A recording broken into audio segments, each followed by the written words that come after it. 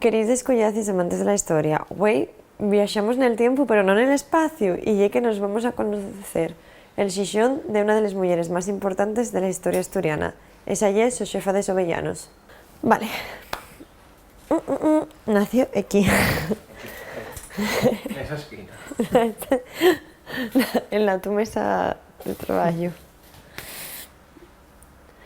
Xosefa de Xovellanos nació en 1745 aquí, en Xixón, en Asturias, y como todos sabemos, era hermana de Gaspar Melchor de Sobellanos. Pero Xosefa no vivió a la sombra de su hermano, ella tuvo méritos propios para ser reconocida y para ser una de las primeras escritores de lengua asturiana. Fue una destacada escritora y poeta, y el su legado literario muestra l'amor que tenía por la agua pura, por la naturaleza o por los ideales ilustrados. Casó bien moza y col su home tuvose que trasladar a Madrid a la fuerza. Y en 1774 el su home fina y deja la viuda con 28 años. Pero ya que les desgracias para nuestra Xosefa no queden aquí, porque 5 años después mueren también las dos filles y la soma. Y este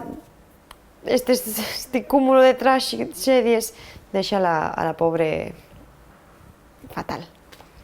Xosefa de Sobellanos escribió poesía en asturiano y es la primera autora cronológica de las letras asturianas, y la su literatura muestra pues cómo los autores ilustrados llevaban estas ideas a los sus escritos.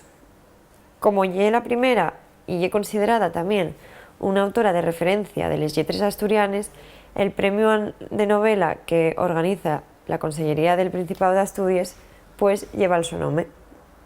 Además, en un momento de grandes restricciones para las mujeres, demostró que ellas también tienen capacidad de hacer, escribir e incluso ser benefactores para el bien común.